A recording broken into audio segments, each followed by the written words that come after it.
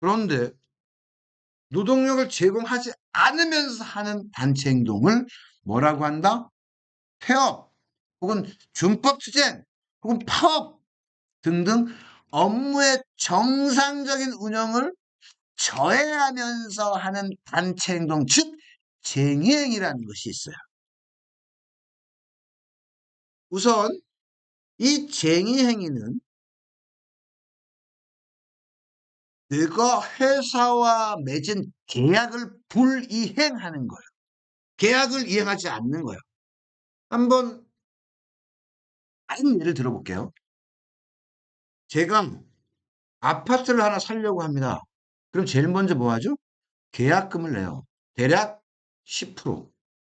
그리고 중간에 한 50%, 아직 뭐 60은 넘게 중도금을 내고 마지막에 아파트를 인도받으면서 나머지 금액을 냅니다. 그런데 계약금을 딱 냈어. 그리고 근데 많이 바뀌었어. 아, 나 그 집 들어가기 싫어. 그래서 가계약을 한 사람한테 갖고 아, 나 이 계약 처리할 거다. 안 할 거다. 계약금 돌려주세요. 라고 하면 돌려줘요? 안 돌려주잖아. 안 돌려줘요. 왜? 계약에 대한 불이행에 대한 책임을 지고 내가 계약금을 그냥 날리는 거지. 예를 들면 이 근로계약을 체결해 놓고 내가 노동력 제공하지 않아. 그럼 어떤 문제가 생겨요? 회사가 내가 계약을 불이행함으로써 어떤 손해가 발생했어. 그러면 손해배상이라고 하는 민법상 책임이 생긴다고요. 그것이 형사적으로 문제가 있으면 형법상의 문제가 생기는 거고. 그리고 불성실 노무 제공이라는 의미는 징계도 먹을 수 있다고요. 그런데 내가 근로기록 이행하지 않아도 민사상, 형사상, 인사상 책임을 물을 수가 없어, 회사는. 한지 조건이 있어. 어떤 조건이 있냐? 노동법 31조에서 그래서 쟁의행위 기본 원칙을 딱 두고 있어요. 이 기본 원칙은 뭐냐? 첫 번째, 쟁의행위는 목적, 방법, 절차가 따라야 한다. 그리고 사회 질서에 위반돼서는 안 된다는 거예요. 그래야 손배도 형사적으로, 인사적으로, 민사적으로 책임이 없다는 거예요. 그래서 조합원은 네 맘대로 쟁의행위하면 안 돼. 노동조합이 주도한 쟁의행위를 해야 돼. 노조가 그리고 노동조합은 사용자의 정의배제, 즉 점거해서 조업 방해하면 안 돼. 이렇게 써있죠. 이게 쟁의의 기본 원칙. 그리고 세부적으로 이 쟁의행위는 노동력을 제공하지 않는 것이기 때문에 주체의 정당성이 있어야 돼. 목적이 정당해야 된다. 방법이 정당해야 된다. 절차가 정당해야 한다는 거예요. 그래서 주체, 목적, 방법, 절차가 다 정당하면 손해배상 청구할 수 없고 형사상 문제도 없고 정당한 쟁의행위를 이유로 인사상 불이익을 조치하면 사업주는 부당노동행위로 처벌된다는 거예요. 예. 주체, 목적, 방법, 절차가 정당해야 한다는 거예요. 노동력을 제공하면서 하는 단체 행동은 문제가 없죠. 왜? 내가 휴게 시간에 혹은 근무 시간 외에 하는 거니까. 하지만 이 쟁의는 근무 시간에 하는 것이거든요. 그것도 단체로. 그렇기 때문에 주체, 목적, 방법, 절차가 정당해야 한다는 겁니다. 쟁의행위라는 건 일을 게을리하거나 일을 하지 않는 거라고 했어요. 근무 시간에. 그렇기 때문에 기본적으로 법에서 정한 기준에 따라야 한다라고 말씀드렸어요. 첫 번째, 주체의 정당성. 법에 조합원은 노동조합이 주도되지 아니한 쟁의행위는 할 수 없다라고 되어 있어요. 즉 쟁의행위의 주체는 개별 조합원이 아니라 바로 우리 조합원들의 단결체, 결사체인 노동조합이에요. 그리고 노동조합은 이 쟁의행위가 적법하게 수행될 수 있도록 지도하고 관리하고 통제할 책임이 있다라고 되어 있어요. 그래서 쟁의행위의 주체는 바로 노동조합입니다. 개별 노동자, 개별 조합원이 아니라 우리 부서 사람들이 우리 부서 결의를 모아서 다 같이 출근을 하지 않았어. 이거는 노동조합이 주도한 쟁의행위가 아니기 때문에 법성을 부정됩니다. 즉 쟁의행위는 누가 할 수 있다? 노동조합만 할 수 있다라는 거예요.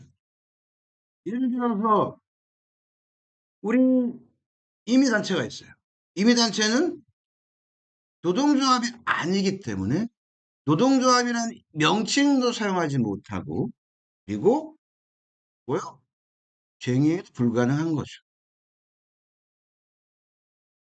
이게 이런 경우가 있어요. 하물연대 이렇게 들어. 하물연대? 예. 하물연대가 뭐 파업한다 이런 얘기? 정확하게 말씀드려요. 이분들도 하물연대가 아니라 노동조합이라는 명칭을 쓰고 싶어요. 그런데 노동조합성이 부정되다 보니까 사업자로 분류되다 보니까 노조 명칭을 못 써. 그리고 그러니까 하물연대라는 이름을 써요. 그리고 이분들의 파업이 아니라 개별적으로 이 계약을 불이행하는 형식이라고. 그럼에도 불구하고 뭐냐면 이분들이 일손을 놓게 되는 것은 어쨌건 개별 사업주가 내가 그 일 안 해. 이런 형식으로 가버리게 되는 거죠. 그래서 그런 문제들이 좀 있어서 노조법이 좀 바뀌었고 그 바뀐 법을 노란봉투법이라고 하고 그건 일부가 그런 내용이 있다 말씀드립니다. 즉 쟁의의 주체는 노동조합. 두 번째, 요 쟁의 목적도 노란봉투법에 일정 부분 바뀌었는데 현행은 뭐라고 돼 있냐? 노사가 뭐 임금, 근로시간, 복지, 해고, 기타 대우 등 근로 조건의 결정에 관한 주장의 불일치라고 되어 있다. 즉 쟁의의 목적은 노동 조건, 근로 조건으로 한정된다는 거예요. 예를 들면 조합원이 1000명이 넘었습니다. 그렇기 때문에 타임오프 시간으로 1000시간을 쓸 수가 있어요. 한 사람이 풀로 쓰면 2000시간이라고 하는데 현재 3명이 쓰고 있습니다. 3명이 2000시간 쓰다 보니까 6000시간을 쓰고 있어요. 근데 우리가 법적으로 최대 받을 수 있는 시간은 1000시간 플러스 1000시간이에요. 왜냐하면 우리 광역자치도 몇 군데 걸쳐 있기 때문에 10%더 받을 수 있거든요. 올해 교섭을 하면서 다른 건 다 합의가 됐는데 요것만 합의가 되지 않았다. 라고 하면 현행법상 요 타임오프 같은 경우는 근로조건, 노동조건이 아니라는 거예요. 그래서 목적의 정당성이 현행법은 부정되는 거지. 즉 목적의 현행법은 노동조건으로 한정되어 있다. 그게 조금 문제가 좀 있다라고 말씀을 드리면서 노동조합이 조합원들의 노동조건을 유지 또는 개선하기 위해서 쟁의행위가 가능하다. 이렇게 법은 설명하고 있습니다. 세 번째, 결체 정당성이. 우리나라의 경우는 쟁의행위를 하기 전에 반드시 조정이라는 것을 거치도록 되어 있어요. 그래서 조정 전치주의를 채택하고 있어서 쟁의행위 전에 반드시 조정이라는 걸 거칩니다. 괜히 하는 게 아니에요. 조정은 강하면 절차의 정당성을 득하기 때문에 조정을 어쩔 수 없이 받는 것이. 또 하나 더. 조합원 투표를 해야 돼요. 조합원이 직접 비밀 무기명 투표를 통해서 조합원 수의 과반수가 찬성을 해야 돼요. 그러면 찬성으로 결정하지 않으면 쟁의행위가 불가능해요. 노조법상 노동조합의 의결 정족수를 보면 일반적인 결정은 조합원 과반수 투표에 투표자 과반수 찬성입니다. 일반 결의는 그래요. 일반적인 결정을 조합원을 통해서 하겠다라고 하면 과반수 이상이 투표해야 되고 투표자의 과반수가 찬성을 해요. 특별 결의는 좀 달라요. 노동조합의 규약을 변경한다거나 노동조합의 조직 형태를 변경한다거나 노동조합을 합병하거나 혹은 해산하는 경우 요런 경우엔 특별결의라고 해서 요런 경우는 과반수 이상이 투표해야 되고 투표자의 3분의 2가 찬성을 해야 돼요. 일반 결의는 과반수 투표에 투표자 과반수 찬성. 특별 결의는 과반수 투표에 투표자 3분의 2 찬성. 그런데 쟁의행위 찬반 투표는 몇 명이 투표했는지 중요하지 않아요. 무조건 전체 조합원의 과반수가 찬성을 해야 됩니다. 예를 들면 우리 조합원이 1000명이야. 그러면 투표자 수는 중요하지 않아요. 적어도 과반수 즉 501명 이상이 찬성해야 쟁의행위를 할 수 있다는 거예요. 그래서 노동조합이 노동조합 우리 조합원들이 노동 조건을 유지 또는 개선하기 위해서 쟁의행위가 가능한데 조정을 거쳐야 되고 과반수 이상의 찬성이라고 하는 절차를 득해야 한다라고. 그리고 마지막으로는 이 쟁의행위는 아까 말씀드린 것처럼 점거해서 업무를 방해하거나 또는 쟁의행위가 관계없는 자 또는 일하려고 하는 사람의 출입을 방해해서 업무를 방해하거나 또는 폭행, 협박하거나 혹은 폭력이나 파괴하거나 이런 방법은 불가능한 거죠. 이거는 뭐 일반적 상식인 것 같아. 이건 형법상 예, 별도로 점거, 업무방해, 출입방해, 폭행, 협박, 폭력이나 파괴행위 이런 것들은 방법의 정당성이 득하지 않는다라고 하면서 하나 더 있는 게 뭐냐면 쟁의행위에서 모든 조합원들이 일을 하지 않으면 원료나 제품 변질 또는 부패될 것 같아. 혹은 작업시설이 손상 끼쳐. 이런 거는 쟁의기간 중에도 정상적으로 수행돼야 된다는 거예요.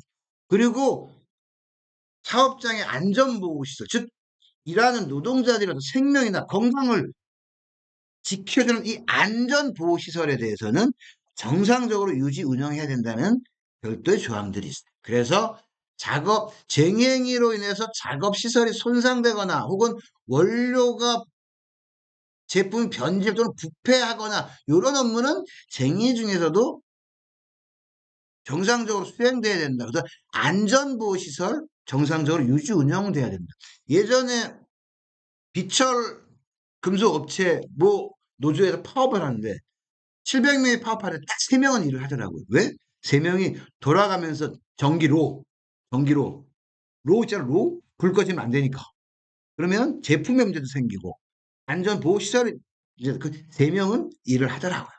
왜? 요 법령에 근거해서 그렇다. 그래서 아마 단체협약에 보면 쟁의 중이라도 이런 사람들은 일을 해야 돼요라고 하는 그런 조항들이 일부 있는 것은 지금 말씀드린 요 조항에 근거해서 그 노사가 합의를 하고 있는 것인데 실은 이것을 좀 늘리려고 하고 노조는 좀 막 줄이려고 하고 그런 교섭 쟁점이 있다라는 것을 말씀을 드립니다.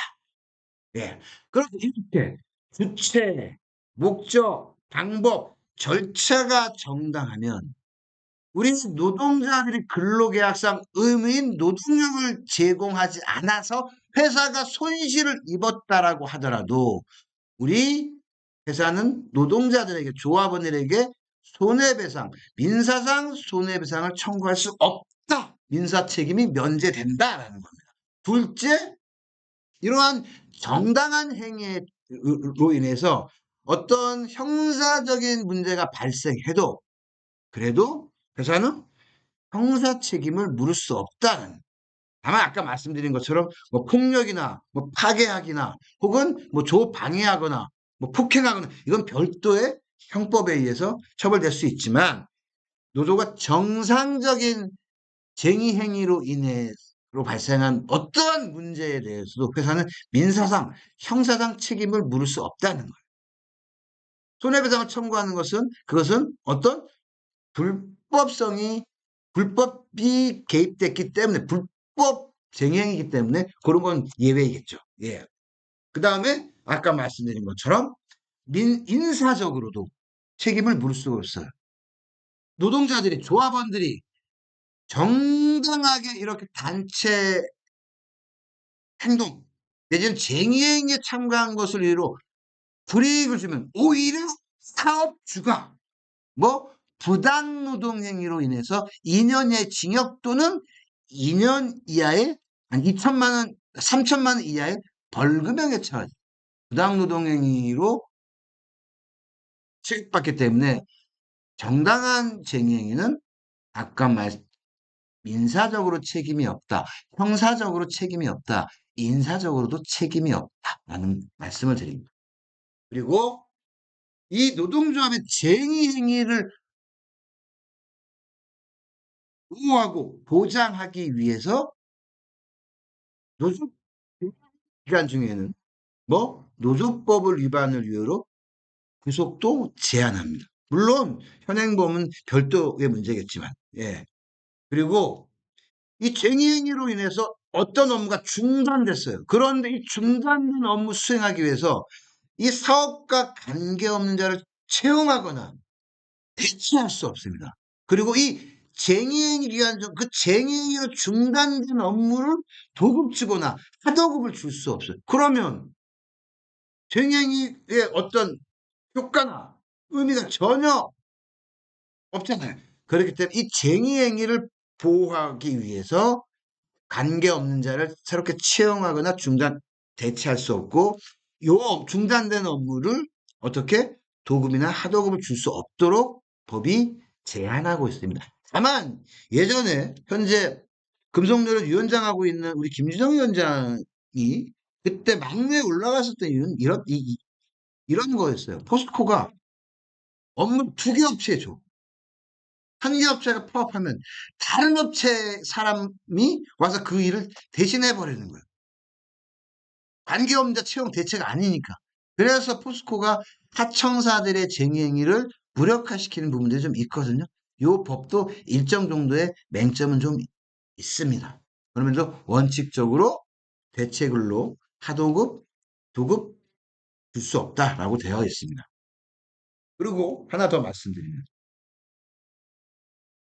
쟁의행위, 즉 파업 기간에 대해서 임금 지급을 요구할 수 있어요, 없어요? 있습니까, 없습니까? 없다고 하시는 분들 때문에 제가 이런 말씀들 있어요. 파업 기간에 대해서 임금 지급 요구할 수 있습니다.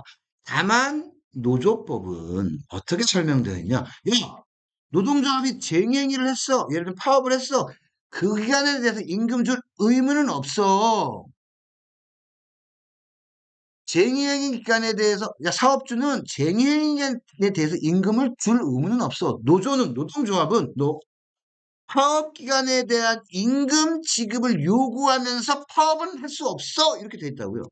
즉 쟁의행위에 대한 서측은 쟁의행위에 대한 임금 지급 의무가 없고 노조는 쟁의행위 기간에 대한 임금을 달라고 요구하는 쟁의행위는 할 수 없다는 것이지.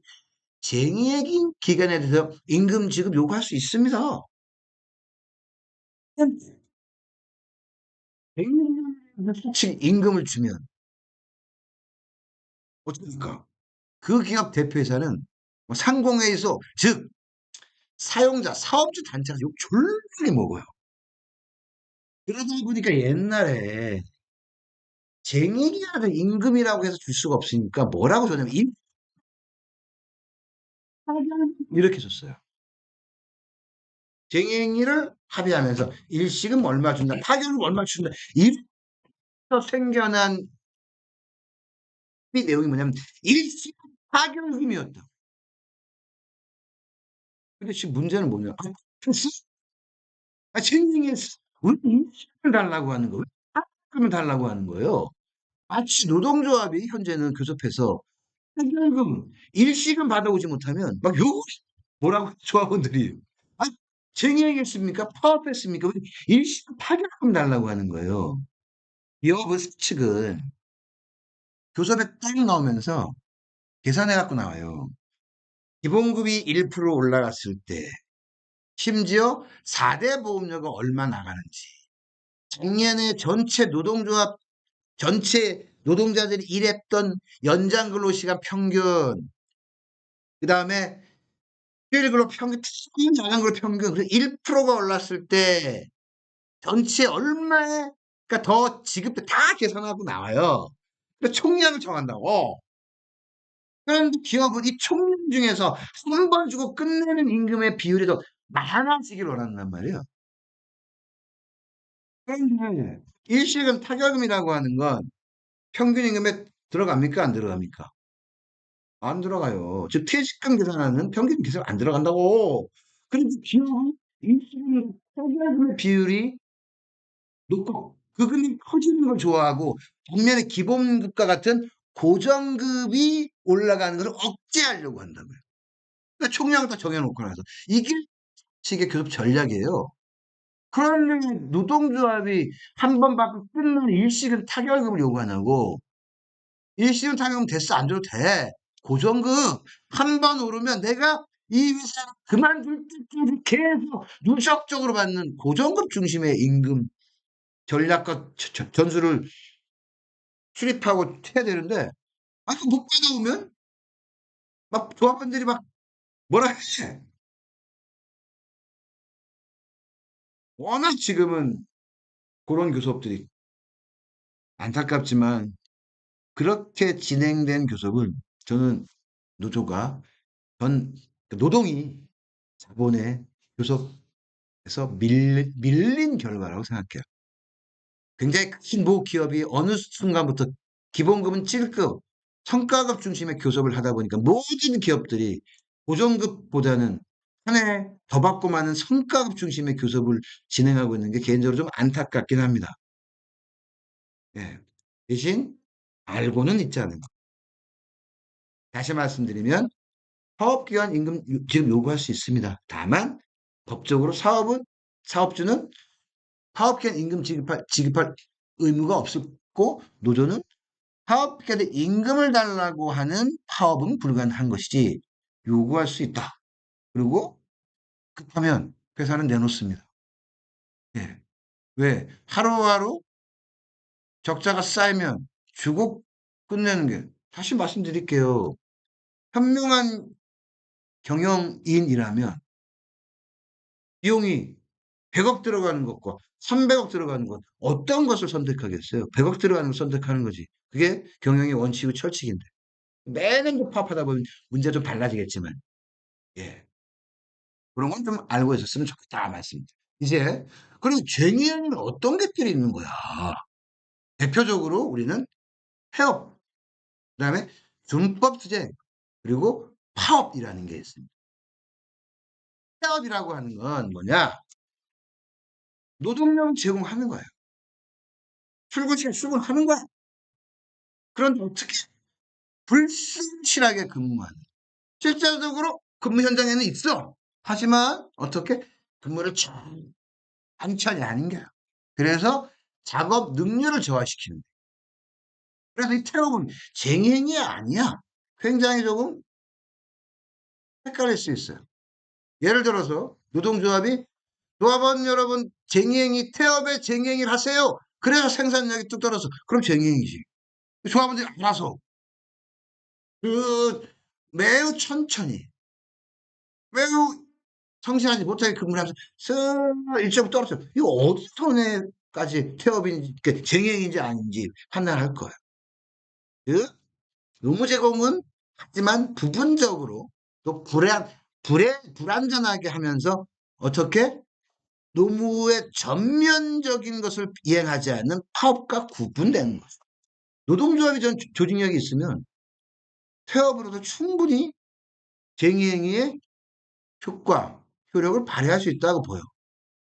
안타깝지만 쫓기 입으라고 하는데 전체 조합이 쫓기도 입지 못하고 있는 상황에서 태업이라는 건 불가능한 거죠. 예. 그래서 자발적으로 태업? 이걸 어떻게 쟁의행위라고 볼 거예요. 예. 왜? 꼭 일을 열심히 해야 돼? 설렁설렁 일하면 안 돼요? 예. 아니, 열심히 일하면 그만큼의 대가와 그만큼의 보상을 적어도 해야지, 기업은. 그래야 의욕이, 보람이 있을 거 아닙니까? 이익과 성과 보상이 별개인 회사, 언제까지 좋은 기업이라고 할 수 있습니까? 예, 그래서 태업은, 쟁행의 태업은 뭐다? 노동력은 제공하지만 불완전하게 노동력을 제공하면서 성과, 결과를, 양을 떨어뜨리는 것. 즉, 노무 제공을 부분적으로는 하기 때문에 전면적으로 불이행하는 파업과는 좀 다른 쟁의입니다. 두 번째는 준법투쟁이라는 게 준법투쟁. 아, 참 골 때려요, 우리나라는. 준법, 법을 철저히 지키는 게 투쟁이야. 아, 참나. 어쨌건 간에 한번 봅시다. 준법투쟁이라는 것은 평상시에 잘 지키지 않는 체계, 회사의 취업규칙, 체계 규정을 엄격하게 지키는 거예요. 나에게 보장된 권리를 다 같이 함께 일제히 행사하는 거야. 이럼으로써 업무의 정상적인 운영을 저해하는 거야. 우리가 출근 시간이 내가 7시예요. 몇 시까지 가야 돼요? 몇 시까지 가십니까? 일찍 간다고. 대부분 사람들. 딱 출퇴근 시간을 엄격하게 지키는 거야. 휴식직 단협이 나왔잖아요. 예. 그리고 예를 들면 휴게 시간 같은 것도 엄격하게 지키는 거야. 법에 정한 내용을 엄격하게 지키는 거야. 예. 예를 들면 법에서 내가 갖고 있는 휴가권이라는 게 있어요. 어떤 권? 연차 휴가권이라는 게 있어요. 이 연차 휴가권을 우리 조합은 일제히 모든 사람들이 행사해. 개인들 때는 내가 휴가권을 사용하는 것이지만 입장에서는 어때요? 전체 조합원이 일제 법에서 정한 연차 휴가권을 행사함으로써 업무를 할 수 있어 없어요? 정상적으로 못하는 게 돼. 이렇게 거의 일제히 연차 휴가를 사용한다. 그런 것들이 준법투쟁이에요. 그리고 법정 노동 시간은 주 40시간입니다. 이 법정 노동 시간을 추가로 더 일하려고 하면 당사자 동의가 필요해요. 그래서 나는 40시간만 일할래? 정확하게. 엄격하게 법에 정해져 있잖아. 이렇게. 예를 들면 어떤 회사는 하루 2시간의 연장 근로를 의무야. 의무. 그런데 모든 조합원들이 의무인 연장 근로 2시간은 안 하겠대. 이러면 어떤 준법투쟁의 쟁의 행위가 됩니다. 그런데 어떤 기업은 이 연장근로 의무는 아니야. 연장근로가 필요한 수요 조사를 해, 사람들한테. 아, 오늘 이런 이유로 해서 연장근로가 좀 필요한데 하실래요? 안 하실래요? 이렇게 평소에 이렇게 물어왔어. 그런데 어떤 노사간의 교섭이 교착돼갖고 조합원들이 스스로 모든 연장근로를 안 해. 여기는 준법性쟁의가 아닙니다. 왜? 평상시에 모든 사람들의 의견을 물어봤기 때문에 그런 경우는 쟁의가 아닙니다. 케이스 바이 케이스예요. 예를 들면 우리 노동조합이 모든 조합원에게 지침을 내립니다. 앞으로는 현재 교섭이 합의되기 이전까지 전체 조합원은 연장 근로를 하지 마세요. 휴일 근로를 하지 마세요. 지침을 내렸어. 그러면 준법성의 쟁행위가 되죠. 그런데 노동조합에서 조합원 여러분, 현재 교섭이 이렇습니다. 그런데 동지들은 근기법상 연장 근로를 본인들이 동의하지만 안 하셔도 됩니다. 휴일 근로 40시간 초과한 휴일을 안 하셔도 됩니다. 동지들이 판단하셔서 연장 근로, 휴일 근로 하지 않겠다. 라고 입장을 밝히세요. 알려드립니다. 그래서 조합원들이 안 한대. 이러면 이게 쟁행인가? 달라지게 되는 거죠. 그 우리가 회사를 입사하면서 우리는 알게 모르게 연장근로 휴일을 동의했어요. 알지 모르게 동의했다. 왜? 취업 규칙에 근로계 다 해당시키면 다 한다 돼 있어요. 이 한번 동의하면 끝나는 건가? 그렇지 않지. 정확하게 야 나는 현재 회사가 지금 제시한 2.7% 마음에 안 들어. 나 스스로 나 개인적으로 회사가 성인은 낼 때까지 나는 연장근로 휴직을 안 할래. 동의 못해. 이러면 준법 투쟁의 쟁의가 아닌 거죠. 왜? 내 법정은 토가. 케이스 바이 케이스의 문제가 있는 거죠. 다만 노동조합의 지침을 통해서 모든 조합에게 지시하면 지시에서 연장근로 거부를 하거나 휴직을 거부하게 되면 그것은 쟁의행위의 준법성이 되는 거죠. 이거는 어떻게 설계되고 어떻게 진행되느냐에 따라서 좀 다를 수 있다라고 말씀을 드립니다. 그 다음에 최종적으로 파업 있습니다. 파업. 파업엔 두 종류가 있어요. 부분 파업이 있고 전면 파업이 있습니다. 예를 들면 우리 회사는 입공정이 서면 뒷공정 일을 못해. 앞공정 쓰면 뒷공정은 일을 못해. 그리고 뒷공정 사람들이 공정 일도 못해. 그럼 뒷공정만 하면 되는 거죠. 그러면 2공정, 3공정, 4공정은 회사 나가도 앞공정이 뭔가 넘어와 일을 할 거 아니에요. 할 필요는 없지.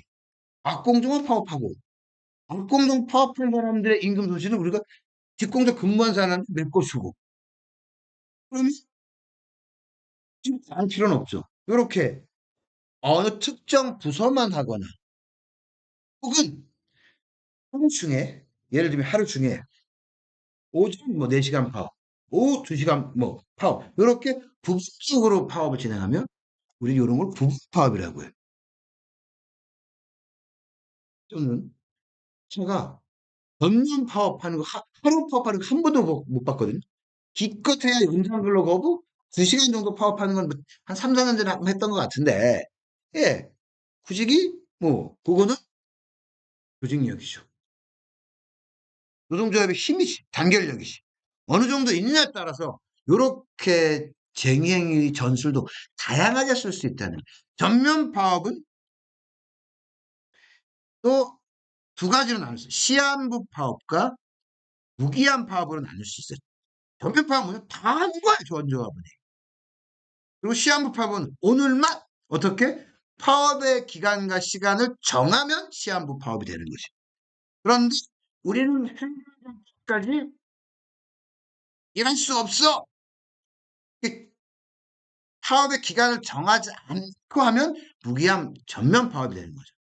파업도 부분 파업과 전면 파업이 있고 부분 파업은 특정 부서 또는 특정 업무별로 전면 파업은 전체 조합원 이 전체 조합원이 하는 전면 파업도 시간을 정하는 뭐 오늘만 전체 조합원이 2시간만 아니면 3일만 전체 조합원이 이러면 시한부 전면 파업이 되는 거고 아니면 파업의 기간을 정하지 않고 해결될 때 하면 무기한 전면 파업.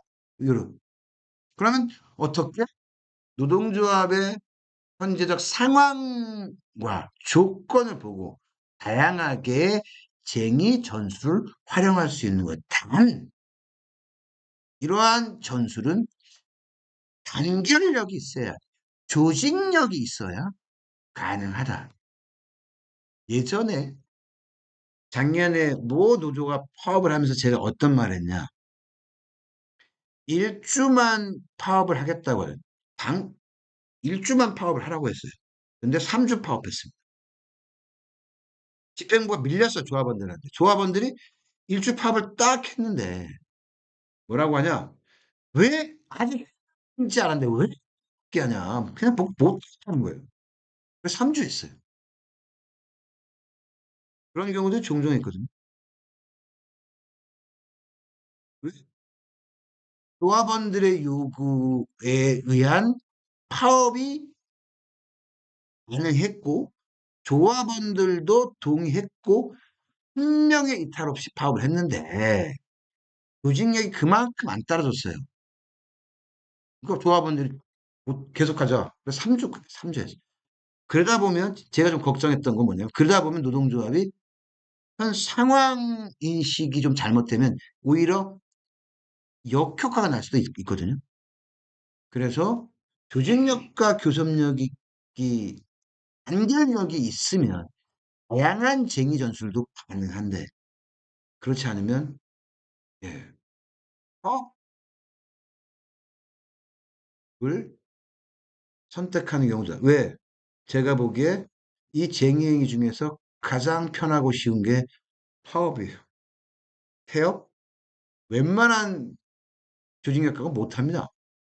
예, 예. 물론 노동조합은 처음에 준법 주장을 먼저 선 집행하고 후에 자, 파업이라고 하는 것들을 왜 최대한 어떻게 낮은 수준부터 쭉 올라가는 그래서 전체적인 투쟁 전술은 뭐다? 조합원들이 전체적으로 할 수 있는 이 근무를 하면서 낮은 수준의 단체 행동부터 즉 뭐 달기, 쫓기, 입기, 그 다음에 전체 조합원들이 모이는 집회, 그 다음에 준법 투쟁, 그 다음에 파업, 요런 전체적인 수준으로 투쟁 전술과 계획을 세우게 되죠. 그러면 쟁의 노조만 있나? 아니에요. 사용자의 쟁의 행위도 있습니다. 직장 폐쇄란 2026년 노무사 시험 문제였는데 한번 볼까요? 직장 폐쇄에 관한 설명으로 틀린 것은 1번 직장 폐쇄란 사용자가 노무의 수령을 집단적으로 거부하는 행위이다. 직장 폐쇄 2번 이내 근로계약 관계는 종료된다. 3번 직장 폐쇄는 직장 폐쇄를 할 경우 미리 행정관청 및 노동위원회에 신고하여야 한다. 4번 노동조합이 쟁행위를 개시한 이후에만 직장 폐쇄를 할 수 있다. 5번 노동조합 사무소나 기숙사 시설에 대해서는 직장 폐쇄를 할 수 없다. 어떤 게 틀렸을까? 아니 직장 폐쇄 이러면 회사 문 닫, 이렇게 생각하시는 분들이 계시는 것 같아요. 회사 문 닫으면 근로계약 관계가 종료되겠죠. 직장 폐쇄는 회사 문 닫는 게 아니에요. 그래서 틀린 선명은 몇 번? 2번입니다. 2번 맞추셨으면 노무사 자격증을 취득하셨습니다. 네. 우선 직장 폐쇄 법의 요건이 있습니다. 직장 폐쇄는 노동조합이 쟁의 행위를 개시한 이후에만 직장 폐쇄를 할 수 있어요. 그러니까 뭐 4번 맞죠. 예. 그다음에 직장 폐쇄 마음대로 하면 안 돼. 미리 행정관청하고 노동위원 신고해야 합니다. 그 3번 맞. 그리고 직장 폐쇄란 뭐냐? 사용자의 쟁의 행위인데 노동조합의 쟁의 행위에 대항해서 노동 수령을 거부하는 거예요. 즉 사용자가 너 노동력 제공하지 마. 나 안 받을래 라고 하는 거예요. 이게 직장 폐쇄입니다. 생산시설에 노동조합 조합원들 들어오지 마. 너의 노무 수령을 난 받아들이지 않을 거야. 이 거부하는 행위가 바로 직장 폐쇄입니다. 그런데 이 직장 폐쇄는 아까 말씀드린 것처럼 생산시설, 업무시설에 한정돼요. 사업장 내 노조 사무실에 있어요. 또 출입 금지시키면 안 됩니다. 복, 각종 복리후생시설, 기숙사, 뭐 이런 직장 폐쇄는 불가합니다. 그리고 이 직장 폐쇄는 아까 말씀드린 것처럼 노동조합 쟁의행위에 대해 대항성이기 때문에 개시한 이후에만 가능하고 그리고 어적으로 선제적으로 공격적인 사용자 직장 폐쇄는 불가능해요. 예, 예, 예. 그리고 직장 폐쇄 웬만한 상황 아니면 사측 안 하죠. 근데 그런 게 있다 정도는 알아주셨으면 좋겠습니다. 쟁행위는 노동조합의 권리고 노동조합이 사용할 수 있는 무기입니다. 쟁행위 파업, 노동자의 권리. 그리고 왜? 교섭에서 노동조합이 사용자에게 줄 수 있는 게 없어요. 사용자는 내놔야 돼요. 국가 간의 협상을 볼게요. 국가 간의 협상을 주고받는 거예요. 주고받을까 받는 거거든요. 그래서 국가 간의 협상 50.1% 받았으면 성공한 거죠. 그런데 교섭에서 단축 교섭에서 우리 노동조합 회사에 내놓을 게 있어요? 교섭은 기본적으로 회사가 내는 거야.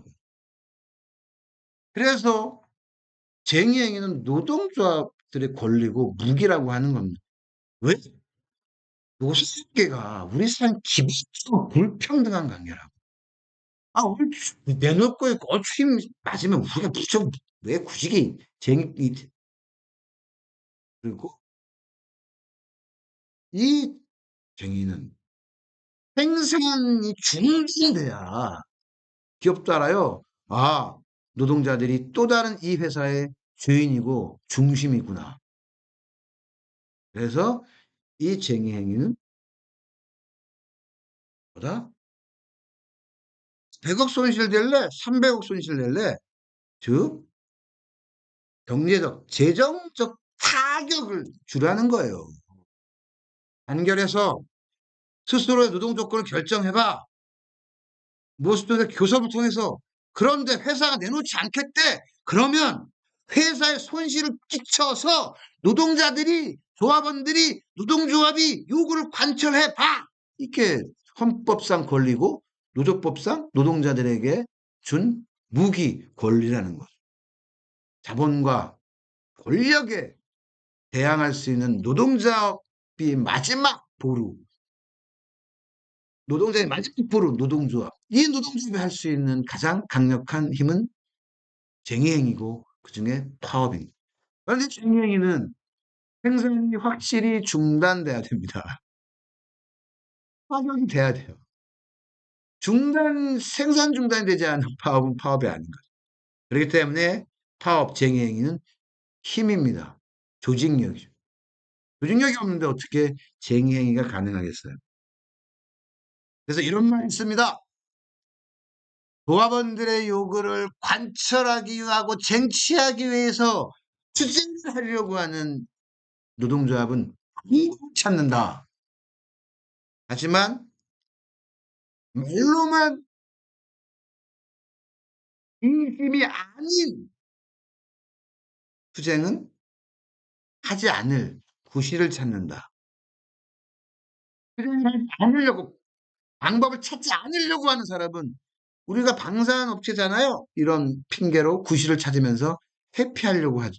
하지만 투쟁을 하고 투쟁을 통해서 조합원들의 요구가 관철되는 상황, 적어도 만족스럽지는 못하지만 우리의 땀이, 우리의 노 일정 정도 보상되는구나 라는 기업, 산업 문화를 만들려고 하는 조직은 어떻게든 방법을 찾아보려고 하는 거예요. 그래서 이런 또 위력적인 파업, 힘 있는 파업은 연대에서 비롯됩니다. 왜? 하나의 단위노동에서의 힘은 일정 정도 약됐어요. 간혹 이런 말을 해요. 왜, 왜 연합단체인 노동조합, 다른 말로 상급단체에 가맹을 하냐? 조합원을 위해서, 조합원을 위해서, 우리 힘이 역부족일 때 더 큰 힘을 얻기 위해서. 그래서 노동조합은 연합단체 노동조합이라는 상급단체의 연대를 통해서 조합원들의 바램을 관철해 보려고 하는 거죠. 간혹 저는 이런 말을 합니다. 이런 대표자는 뽑지 말라고. 공약 중에 저는 조합원을 위해서 절대적으로 밖에 나가지 않겠습니다. 저는 조합원을 위해서 조합비 깎아드리겠습니다. 이런 대표자는 뽑지 말라고 이야기합니다. 무슨 얘기냐?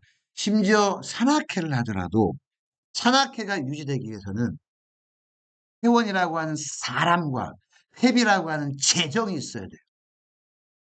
뭐 산악회장이 자비로 산악회 운영합니까? 회비라고 하는 재정과 회원이라고 하는 사람이 있어야 산악회도 운영이 돼요. 조기축구에도 모임도 사람이 있어야 되고 회비라고 하는 재정이 있어야 운영된다. 그런데 합법적으로 투쟁이 가능한 노동조합의 조합원이라고 하는 사람, 그리고 조합비라고 하는 재정이 있어야 된다. 뭔가 해보려고 하면. 그런데 조합비 깎아주겠다. 나 일 안 하겠다. 이런 얘기. 뭐 대표자가 자기 돈으로 노조활동하니까 다른 말로 말씀드리면 나 일 안 할게요. 이런 말을 하는. 아니 남이 어려울 때 외면했어요.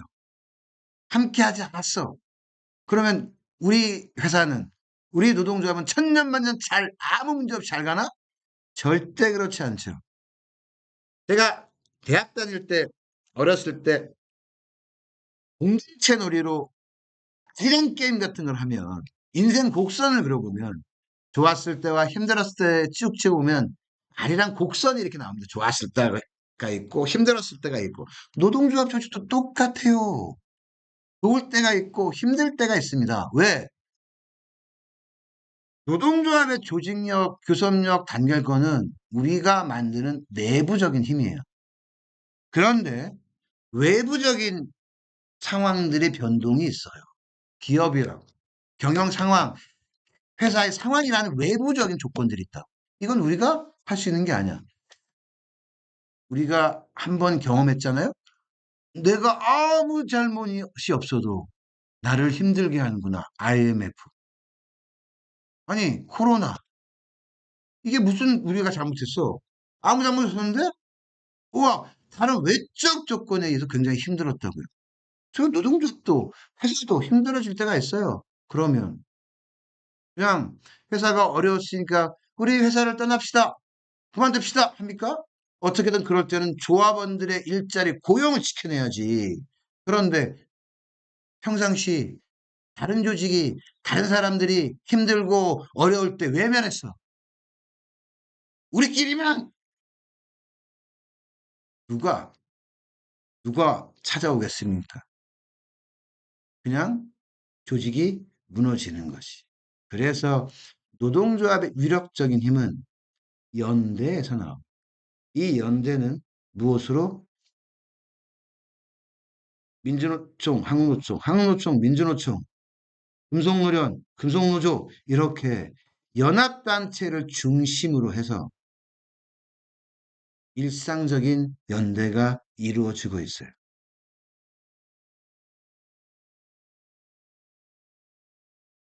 그래서 저는 우리 조직만, 우리 조합원만 위해서 활동할게요. 개구라. 조합비 깎 이런 사람은 대표자의 기본 자질이 없는 거죠. 그래서 그런 사람을 대표로 뽑으면 어떻게 된다?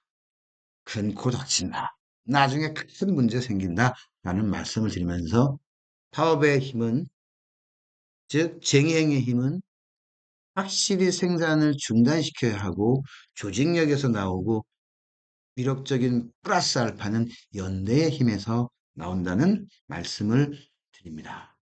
제가 준비한 게 좀 더 있는데 시간이 너무 많이 지난 것 같아서 오늘은 이상으로 마치려고 합니다. 혹시 궁금한 거 있으시면 전화 주시거나 혹은 우리 전화 주세요. 혹은 문자, 카톡 주도 됩니다. 그래서 카톡 혹은 문자 혹은 전화 주시면 성실하게 답하도록 하겠습니다. 동지들 고생하셨습니다. 감사합니다. 끝! 네.